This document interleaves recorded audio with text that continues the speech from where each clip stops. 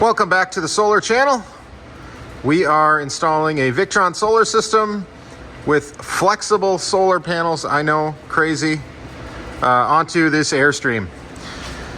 Let's take a quick moment to review what we're putting in here. Victron multi-plus 12 volt 3000, a Lynx distributor, 50 amp solar charger, solar breaker, Orion 1212 charger, Servo GX, plus the display, and there they are. They're under some things there, but two SOK batteries. Those are ready to go. They've already been pre-charged with our lab power supplies.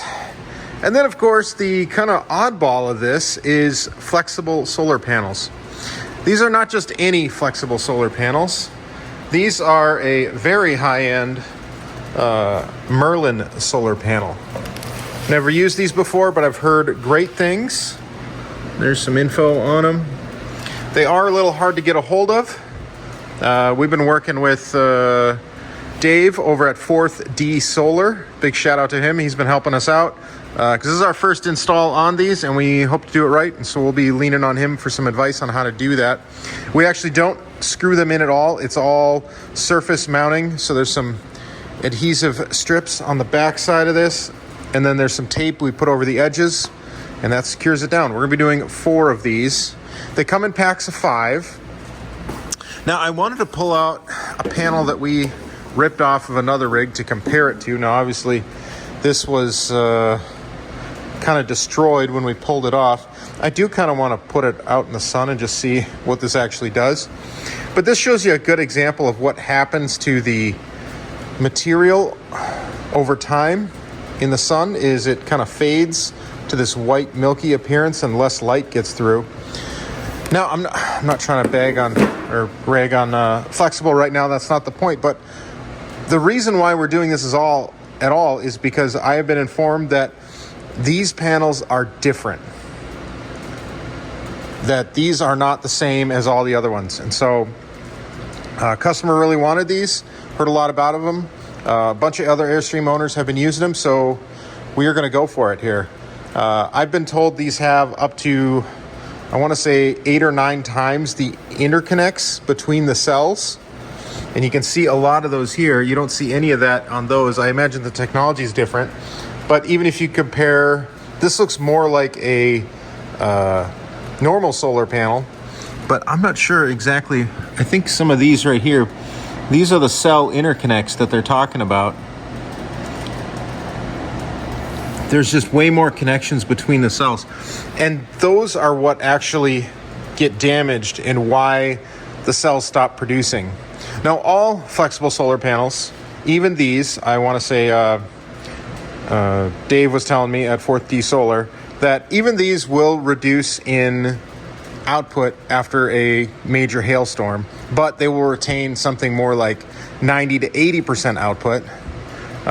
Please correct me if I'm wrong. And whereas these ones will go down the opposite, they'll go down to about 20% of output if they're in a hailstorm. That's why those were pulled off in that case. So I'm looking forward to these. I've also been told these are used in commercial applications. I think they're even up in space. So if it's good enough for that, I think it's good enough for an Airstream. Enough about that panel. We will talk more about that when we actually install it. But let's look at how we're going to install things here. All right, so this is a, what would they call this? A front lounge. The bedroom is in the back on this one over there. I don't have the lights on in here right now because I have the batteries disconnected. We're going to be putting the components through here. And I think I'll end up taking out that wall there because I'm going to need the space. But I want to show you, if you're doing this, a little bit of a challenge that we ran into where Airstream kind of puts you in a catch-22. And this does happen from time to time. And I don't fault anybody for it. I'm not here to throw stones, but I am here to shed some light on things. There are some nail-type fasteners that hold this top piece on, as well as some screws that are only accessible in here. Now, how would you even go about accessing that screw? I mean, I guess if you could sneak something all the way underneath there, as well as this one, I don't know how you get at that one either. My light's blowing that out there. So what I ended up having to do is I removed all the fasteners I could, and I ended up just using a pry bar, and we pulled those out of there. So we will, what I may do is just make a new pocket hole in here or something, and that'll be the area where we will fasten it back down. Although there are fasteners that go into the walls here, and then these come up through here. Oh, here's a staple type fastener as well. I don't really understand why they did that, because they had screws. I'm wondering if it was to hold this in place, and this was initially placed on the panel, and then they placed the panel down so it locked it in before the screws were in. I'm sure it has something to do with the way they're manufactured there at Airstream. So if anybody knows, let me know. I'd be curious.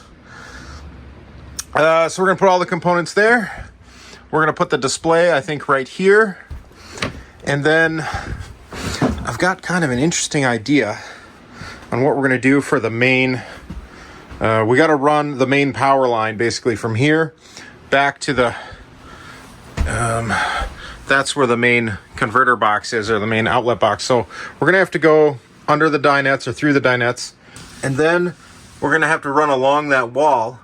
And it sounds like a lot of people will just put a like a cable wrap, wire wrap around that and just attach it to the floor. But I've got an idea, and I'm gonna make you guys wait to see what it is. So one, I don't even know if that's actually gonna work. And two, I gotta give you a reason to keep watching the video, right? Speaking of, why don't you subscribe to our channel if you haven't already. If you like learning about RV solar, off-grid solar, or just watching some middle-aged man slowly go crazy and let this take over his life. All right? All right, let's get down to it, shall we? Setting up the board here, just pretty much placeholdering it. We're gonna cover this with carpet, but just trying to figure out how we can fit everything on here. We've got a 14.5 inches high, because that's how high those bays are in there, by 48. And I'm gonna have a little bit more room. I'm gonna dangle this off a little bit just so that the air can come straight out of here a little bit better. And this is kind of what I'm thinking here. We're gonna use this 3-inch raceway. We'll use it here. This is just a spacer. And here, so we'll run all the cables we need to run up through here. And then kind of the tricky part, we'll also have a central raceway through here. What's gonna be tricky about this is we're gonna have a lot of wires running right through here. So I had to use this 3-inch stuff. I do have some 2x3 there, but we're gonna have to go with this. And again, the challenge here is this is 14.5 inches high, and it is a 12 volt system with a 300 or 3000 multi-plus. That means we need to, this system needs to be capable of 400 amps because it's fused at 400 amps with the Class T there. So that means we had to get a little creative mounting our switch here. We didn't really have anywhere else to do it. As you can see, this is pretty tight here. So I got this switch mounted on our links. And as you can see, I had to get, like I said, real creative with this because I actually had to trim off these feet here a little bit. And then I took a torch to it to kind of smooth out the edges a little bit. And I think I'm gonna put new labels on there so the right side up. This is a 600 amp capable shut-off switch. We used to make mistakes early on where we were putting 300 amp disconnects on here. And let me tell you, we did have a couple of burn up when people were running like a space heater or two, because these will do it. The challenge here is we gotta stay within this height requirement, and then we've got all these devices have to stay within that same height requirement. And yeah, we're gonna do the shut-off right there. So I had to get a little creative on what we're doing with our raceway here, and I actually put it on the table saw and got a nice clean cut on there. Show you what we're gonna end up looking like. We're gonna have to do something like that. That's about the only way. this is going to work. So the raceway is going to actually overlap part of this a little bit. And that should work. Hope so. Again, modifications to the links here. So with this shutoff, we've got this is one side, and this is an additional input or output, and then this is the input.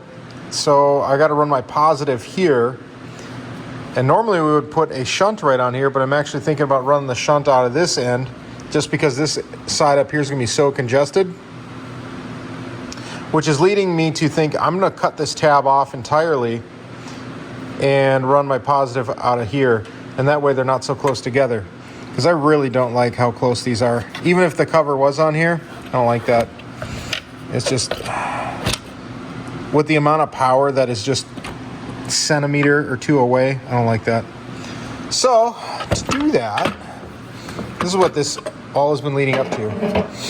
I took the, this looks a little bit different. I took this cover off. That normally is over there. Took that off. And then I'll take this bus bar out, take it to the table saw, and cut that end off.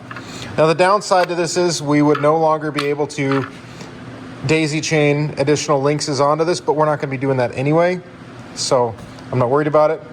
And like I said, the shunt, we're going to have a negative line come out of here, and I think I'll just put the shunt in line here somewhere. We've done that plenty of times underneath the raceway. That works really well.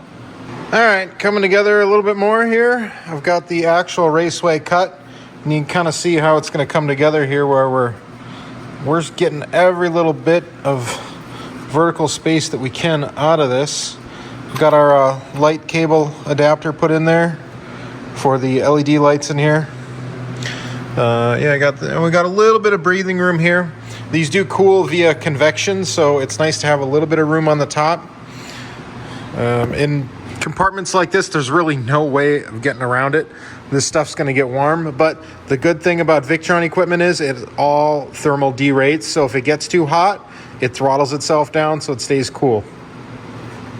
This guy right here is the worst offender, but good news is there is a new one of these that is coming out soon, the Orion XS, and we have a couple on order. They're just not here yet. They're only a couple of review units are out to big Victron solar installers, and I guess I'm just not that big yet. So I think the next step is to carpet this board, and then we'll be moving on. The other thing I wanted to mention on if you're using Class T fuses like this, take a look at the surface here, and we've done this with lugs as well. That is not a great surface. That's a good surface. So what I did was I took it around, flipped it around, put a file instead of WD-40 on it, and got that much flatter. And we do expose some copper there, but I think this is going to be much better than what was there before. On these 12-volt systems, we're battling resistance and heat on absolutely everything. Disconnects are known to burn up, even these big ones, if you don't have a good connection. So we want to avoid that wherever possible. You'll see on all of our 4-aught lugs here, we are going to do the exact same thing as we do there. File them down, make them smooth, make them flat. All right, we're working a little bit late on this one. Hard to tell because we don't have any windows in here, but it's well after 10 o'clock. But that's when we gotta get work done sometimes. We've got our raceway put in. Obviously, the board is now carpeted. We've got the Multi-Plus secured. We use the included fasteners for those. Just put those 4 in each corner. When we do it this way, we don't use the wherever it's at. There's a little bracket. Here it is. Well, it was there. There it is. There's this bracket. This works really good for hanging it, but since it's going sideways, we'll just do it this way. And what works good about this is if you do ever have to service this, this entire board is going to be held on with a couple of screws. You can pull it completely out. It is going to be a little bit of a pain in the butt to remove the AC lines here, but you would be able to put it up on the bed framing there and work on it and service it. That's one of the things we try and think about, and we've had to do it a couple of times, is how do you service it? And how do we kind of pay it forward to whoever works on this next? Sometimes that's us, not all the time. Rarely the time. We don't have to do a whole lot with them, but the few times we have, we definitely appreciate it. And I'm a big believer in paying that forward and trying to make these boards as serviceable as possible. I don't want to tuck everything in there in such a way that it is unable to be worked on in the future. Case in point, we tried to get all of this stuff to line up right with that hole there so that you could operate the switch, so you could see the fuses and operate those, so you can operate this breaker. It would really stink if it was way back here and you got to reach your arm way back in there, and no, we don't want to do that. Thinking about calling it a night, and we'll hit back. Thinking about calling it a night. Oh, jeez, I can't talk tonight. Thinking about calling it a night and hitting this in the morning. All right, back at it here. Next day, actually it's in the afternoon here. We had to do some office work over there at the computer, so didn't get to this till a little bit later. But as you can see, I'm starting to wire, make the major DC cabling up. And here's the shunt we're gonna put right in there. You can see how we're wiring it, the negative into there, and then the positive is gonna run along here, up around here, and then into here. And then switch there, and then on into there. But that's not why I started recording. The reason why I started recording was I was doing some filing on this lug again. See where it's shiny there? That is where my file is hitting. This thing is not flat at all. A lot of these lugs are this way. I did a short video on this a while ago, but I know we got a lot of new subscribers. Just, you gotta file down your lugs and get them flat. Especially when you're, when you're planning to have a couple hundred amps potentially flowing through there, it has to be a good flat connection. Otherwise, it's going to build heat. Had I not filed this down at all, most of the connection would have been right around the edge there. There's nothing in the middle.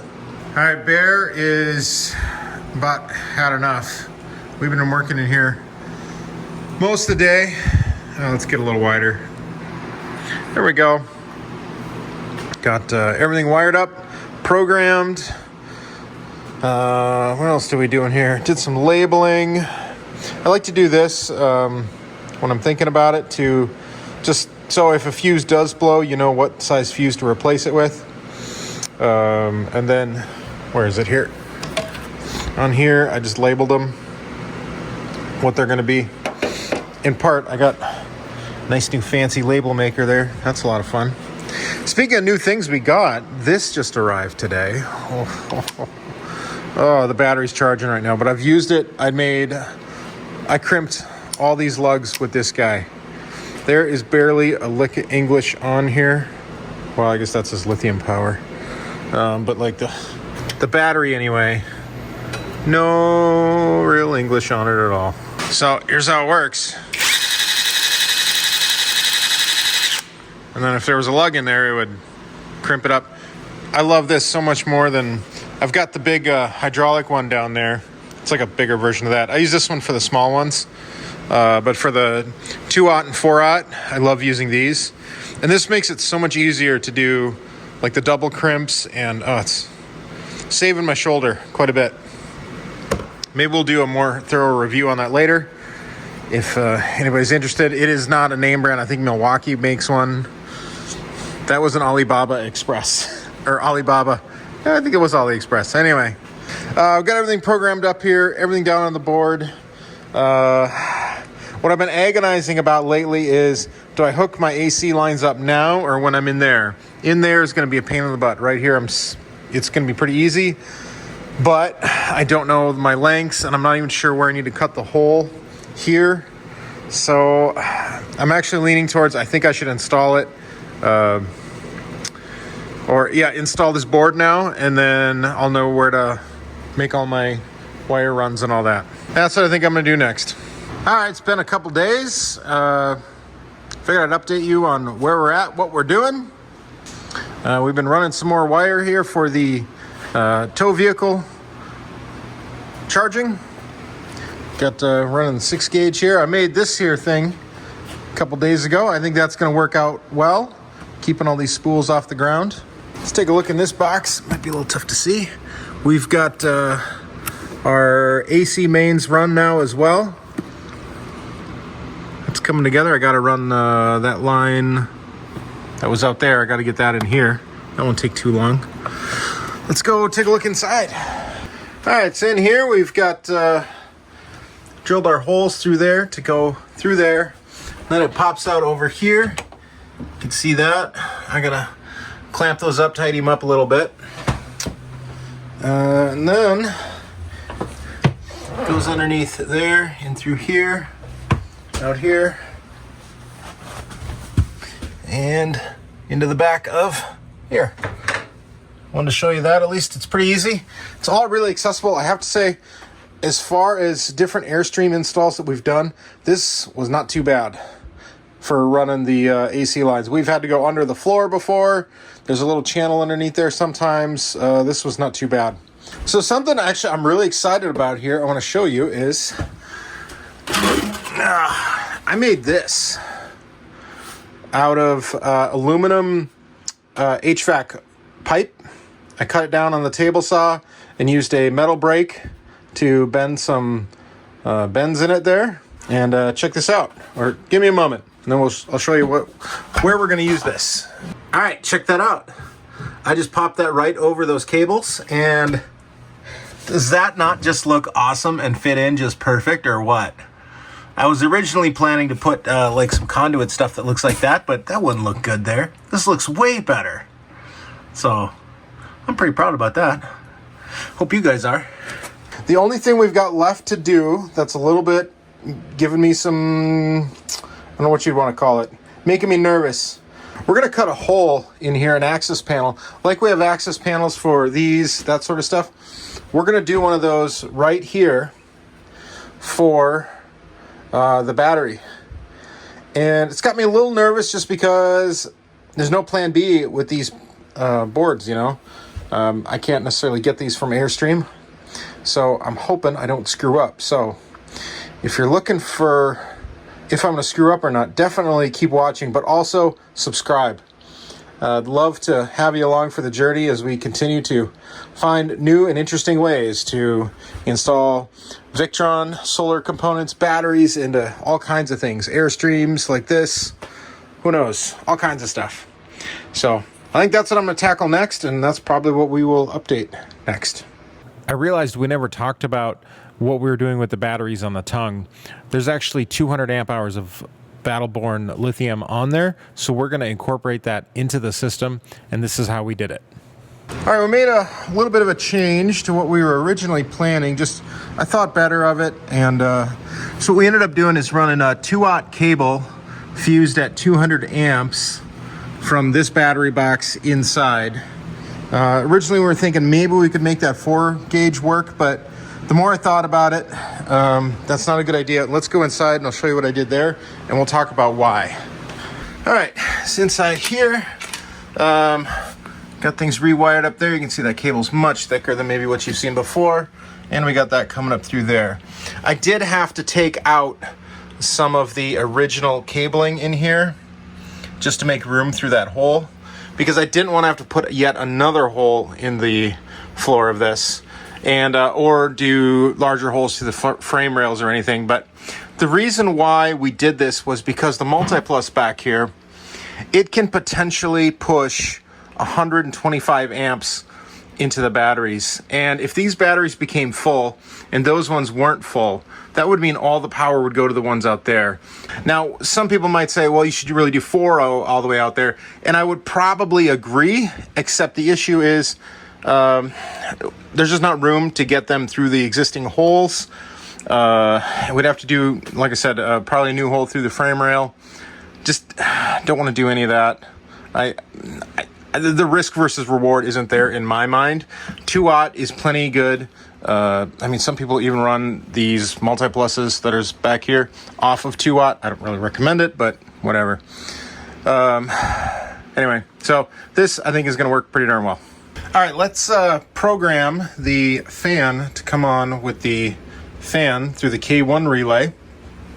It's been a while since I've done this, but we're going to do it. And some of you who are familiar with computers might be scratching your head right now. Yes, I am running VE Configure 3 on my M1 Mac. Someday, I might do a video on how I'm doing this, but... Alright, there's a little bit more drama there than I would have liked, so... running VE Configure 3 on M1 Mac is maybe not ready for prime time, but it is working, so... Alright, I don't do this super often, so... I had to kind of dig through there. So what you want to do is add an assistant. It's a relay, a programmable relay, and this has a couple of relays on it. And what you'd do is you'd start assistant, that's how you program it. And then this is where you'd choose which relay we're going to program. And I'm doing K1, but there is also K2, and there's a couple other ones in there as well. Now I just added that one. So here is what I did. So the first relay, I did secondary K1 programmable relay, and when it is set to relay on, when the fan has been on for 10 seconds. Pretty simple. And then we got to set when the relay turns off. So we again target K1, set relay off when the fan has been off for 10 seconds. Make sense? And now that now on this we have to send the settings, so we're just going to do only the modified. And what is it? Yes, we have to send the assistants over, and then the trick is we're gonna have to test it. I'll probably have to run a space heater off of this to get it to really cook, basically, so that fan has to come on, which will also act as a load test, which is another thing we always do on our systems, because that will find any loose connections, anything we feel, all the connections, all the heat and all that stuff. Or we're looking for heat, rather. All right, we're sitting down here a little bit. I've got a little space heater cooking away. And we're waiting when the fan kicks on. I'll just hold it here for however long it takes. All right, the fan just came on. 10 seconds later, this fan should come on. There it goes. And 10 seconds later, the fan turns off. 10 seconds after the main fan turned off. I just unplugged the inverter, or not the heater anyway. Sweet. All right, you made it this far in the video. This is what maybe you've been sticking around for, is installing these Merlin 100 watt panels. And I have it on good authority. What you're supposed to do is clean this surface up real good.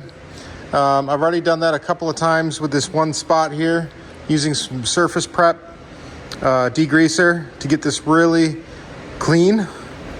And there's some adhesive tape on the back of these panels. I can show you one over here. Don't worry, I got my solar installer Crocs on. So here's some of that. And then we've got this sweet roll of, I don't know, some kind of tape. Fourth D Solar sent me.